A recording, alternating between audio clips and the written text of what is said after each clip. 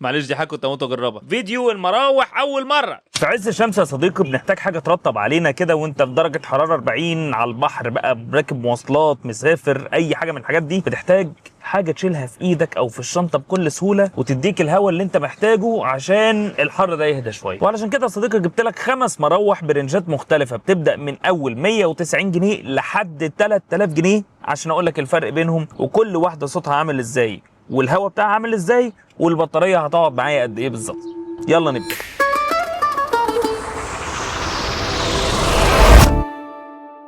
مروحه معانا بقى وهي اسمها اتس شايني تقريبا، حاجه كده صيني يعني، مش مشكله نوعها، بس هي اللي انا لابسها دي بتتلبس في الرقبه، وبصراحه يعني مش اريح حاجه لانها بلاستيك برضو، والبليدز بتاعتها من ناحيتين يمين وشمال. المفروض الهواء زي ما انتم شايفين كده بيطلع لفوق، فهل انا حاسس بهواء؟ حاسس بهواء في ودني، مش عارف يعني لو دي حاجه مريحه بالنسبه لك او حاجه هتريحك فانا حاسس بهواء في ودني. ماشي يعني مش وحشه، ولكن انت لو بتلعب رياضه مثلا او بتجري بيها هي مش هتكمل معاك. هي المفروض بتتقفل على الرقبه كده، يعني ممكن تفتحها لو انت رقبتك تخينه شويه او تضمها، او مثلا ضمتها كده على قد رقبتي بالظبط. هي مش هتقع، ولكن مش بتاعت رياضه يعني، مش اللي هي اجري بيها واتحرك بيها والعب بيها اي رياضه، لا مش هي دي احسن حاجه. كمان مشكله فيها بقى ان هي بتتشحن بمايكرو يو اس بي، ودي الوحيده النهارده اللي معانا بتتشحن بمايكرو يو اس بي، وعلشان كده دي بالنسبه لي المركز الخامس. وعشان اثبت لك يا صديقي ان برضو مش كل مكان اغلى كل مكان احسن، دي سعرها مثلا 330 جنيه، ودي مش ارخص حاجه معانا النهارده، يعني في ارخص من كده واحسن من كده. دي واخده معايا المركز الخامس بصراحه، يعني انا مش هقدر استحمل العرق مع البلاستيك، دي مش حاجه مريحه تماما بالنسبه لي يعني. والمروحه دي بتيجي ب3 سرعات مختلفه، انا بدور على الزرار اهو في الشمال هنا، ادي اول مرحله، بصوا اسمعوا معايا كده الصوت. تاني مرحله اهي، ودي تالت مرحله. اقوى حاجه بقى عشان ودانك بقى تسقع جامد يعني. خلينا نشوف اللي بعدها ونسيبها شغاله برضو عشان نعرف البطاريه بتاعتها هتقعد معايا قد ايه. وتيجي معانا بقى في المركز الرابع المروحه دي اللي اسمها دولار فان باين، دي حلاوتها في رجليها، افهمني صح، دي ب3 بليدز كده لذيذه، هواها كويس مش وحش، بس هي حلاوتها في الرجلين بتاعتها. الرجلين دي تنفع تتلف حوالين اي حاجه، لو انت معاك بقى عربيه بيبي عايز تلفها حوالين اي حاجه في مكتبك، توقفها ترايبود، اي شكل ممكن ينفع عادي خالص ان انت تحطها بالشكل اللي انت عايزه وتثبتها. ودي حلوه جدا، كنت بستعملها بصراحه في السترولر عربيه بنتي، فهي لذيذه جدا، ولكن عيبها حاجه واحده، انا كل مره بتشتغل فيها انا بشم فيها ريحه شياط، ودي اكيد مش حاجه كويسه خالص، خصوصا ان انا احطها مع بنتي الصغيره بيبي يعني، فاكيد مش احسن حاجه. وكمان صباعك يقدر يخش جوه،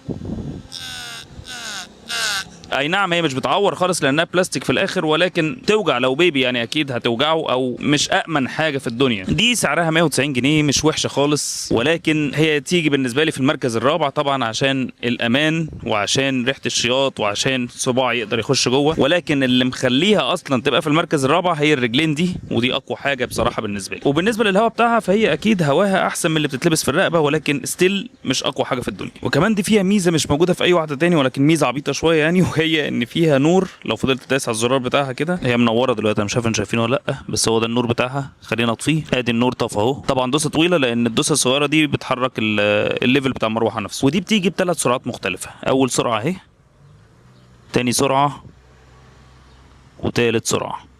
ودي سعرها 191 جنيه بالظبط، ودي ارخص واحده معانا النهارده، وبرضه هسيبها شغاله عشان اعرف في الاخر مين اللي مكمل معايا. نعلى بقى بالسعر شويه، نعلى بالسعر ونخش للمركز الثالث. البينك دي في المركز الثالث، دي بتيجي ب5 بليدز زي ما انتم شايفين كده، و5 سرعات، وكمان الشاشه بتبين لك البطاريه وبتبين لك التفاني سرعه. خلينا اوريك كده برضو لو بان هنا في الشمس. تاني سرعه، دي الثالثه، رابع سرعه، ودي 5 سرعه. دي ممكن نقول الهواء بتاعها شبه شويه المروحه اللي فاتت، ولكن الوحيده اللي بتيجي بستاند ينفع تحط فيها كده قدامك كده المروحه على المكتب مثلا، او تحطها كده زي ما هي نايمه كده، او كمان الستاند بتاعها زي ما انتم شايفين كده بيجي كمان فيها موبايل هولدر، فيعني لذيذه، وكلهم بيجوا بالستراب ده يا جماعه عشان تلبسها، فلطيفه جدا. ودي سعرها 280 جنيه. دي هقول لك المتوسطه، اللي هو لو مش عايز تدفع كتير ولا عايز تدفع يعني حاجه عبيطه او حاجه اي كلام، اعتقد دي هتبقى احسن. دي البراند بتاعها اسمه كولد سكاي، يعني برضو براند صيني ولكن انضف شويه من اللي فاتوا يعني. حر، الدنيا حر، الموبايل سخن، انا سخنت وعرقت.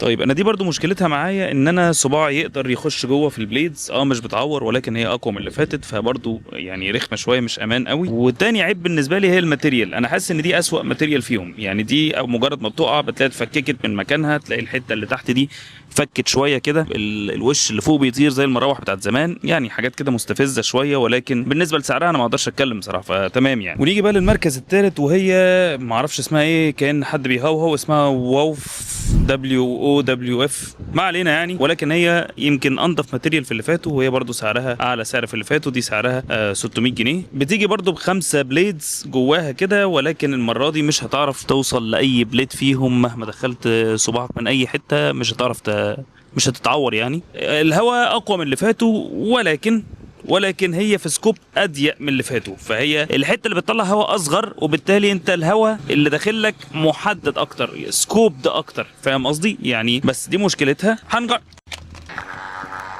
ودي كمان بتيجي بشاشه ديجيتال بتبين لك الليفل بتاعها، ودي بتيجي بشاشه ديجيتال، ودي بتيجي ب5 ليفلز مختلفين كمان، والشاشه بتاعتها عشان ديجيتال فهي بتبين لك هي في انهي ليفل، وبتبين لك البطاريه بتاعتها مش برسنتج زي اللي فات. معهاش ستاند، فهي بس ايه بمسكتها كده وبتحطها بتتني الراس بتاعتها كده وتحطها قدامك مثلا على المكتب ولا حاجه، او بتلبسها بالستراب بتاعها ده. فزي ما قلت لكم بقى، دي فايده الرجلين اللي كانت في اللي اسمها دولار دي، الرجلين دي بتمسك في اي حاجه بقى، فالباقي كله ما فيهوش كده. ودي بالنسبه لي يا جماعه رقم 2 ووف. ونيجي للمركز الاول صاحبه ال 3000 جنيه، بصوا علينا بقى من 600 جنيه ل 3000 جنيه، ودي الجيسو لايف 7. هي انا ما اعرفش برضه انا بنطقها صح ولا لا يا جماعه. دي بقى دي لا دي ممكن تسقعك بجد بقى، مش بهزر يعني، دي تجيب سقعه. وكمان البطاريه بتاعتها هي اعلى واحده، انا عملت لها تيست وبجربها تاني دلوقتي، بشوف هتفضى في قد ايه بقى لو في حراره عاليه. يعني الاول عملت لها تيست في البيت، دلوقتي بعمل لها تيست بقى وانا في الشمس كده زي ما انتم شايفين. طبعا انا مش عايز اقول لكم هي 5 درجات، ال5 درجات تحفه، والخمسه بتاعتها هي مثلا 5 اضعاف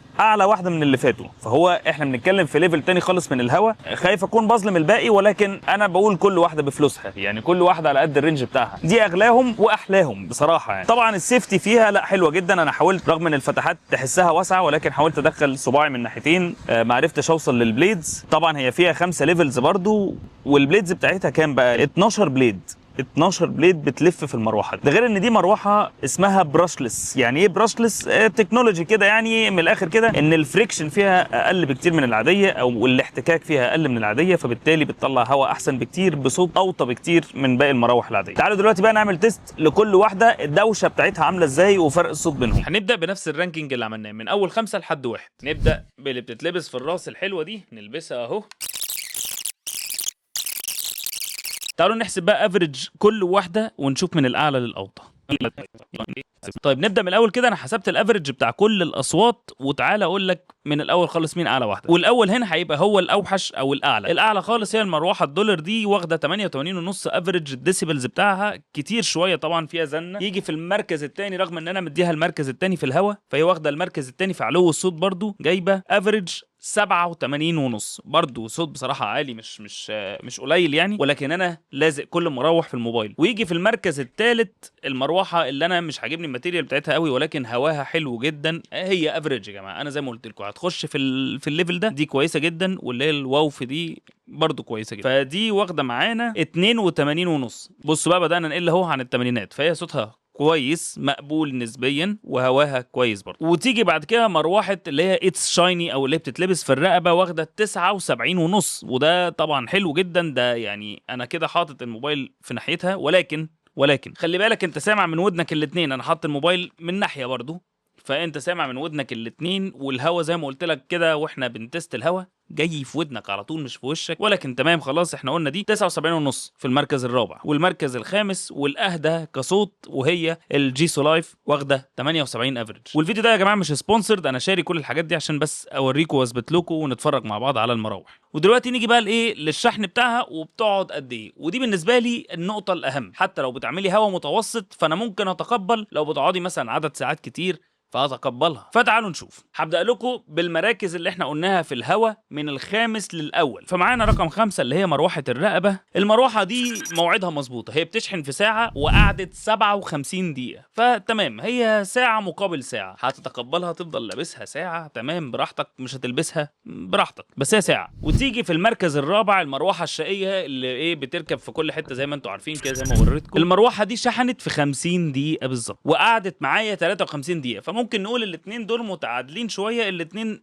قول ساعة، يعني مرة هتزيد منك شوية ومرة هتقل منك شوية. وخلي بالكم البطاريات بتضعف مع الوقت، فلو انت جايبها وهي ساعة فبعد كام شهر من الاستعمال هتبقى نص ساعة، هتبقى اوحش بكتير، خلي بالك. ونخش على رقم 3 كولد سكاي او المروحه اللي هي لونها بينك دي شحنت معايا في ساعه وقعدت معايا ساعه ونص، بصراحه كويسه، ساعه ونص كويس. وخلي بالكم انا كل التست اللي عملته في الشحن والتفريغ كان على اعلى سرعه في كل المراوح. وخلي بالكم تاني المروحتين الاولانيين دول اخرهم السرعه الثالثه، دي اخرها 5 واللي جايين كلهم 5. ونيجي بقى للمركز الثاني ودي كانت مستفزه شويه، دي شحنت معايا في ساعتين 18 دقيقه وقعدت معايا بالظبط ساعه وثلث.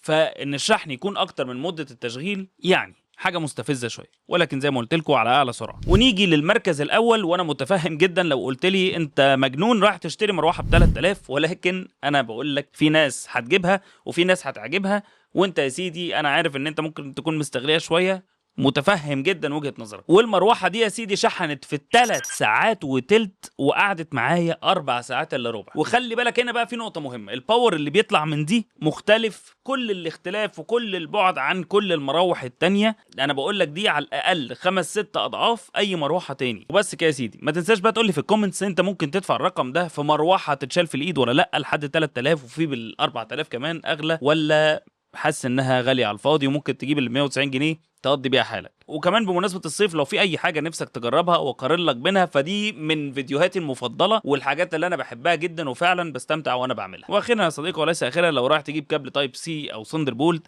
فما تنساش تشوف الفيديو ده. ولو لسه بقى ما تعرفش موضوع السلاح السري بتاع انثروبيك اللي رجع تاني بالمناسبه من فتره، فما تنساش تشوف الفيديو ده. واخيرا يا صديقي اللايك والشير والسبسكرايب واكيد كمان، واشوفكم في فيديو جديد.